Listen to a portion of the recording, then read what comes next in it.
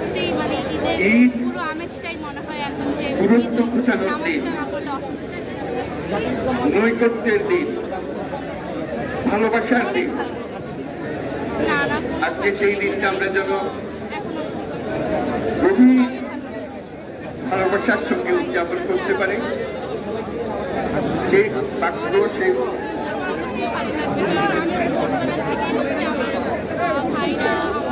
Message আমরা যেন সবার কাছে পৌঁছে দিতে পারি।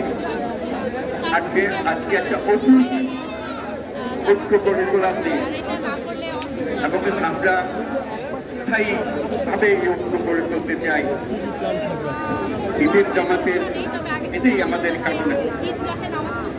আজকে মোনাজাত হবে, মোনাজাতে আমরা অবশ্যই যেন স্মরণ করি, আল্লাহর কাছে প্রার্থনা করি আমাদের এই নতুন বাংলাদেশ গড়ার যারা সুযোগ দিয়েছে, যে বীর সন্তানরা আত্মাহুতি দিয়েছে,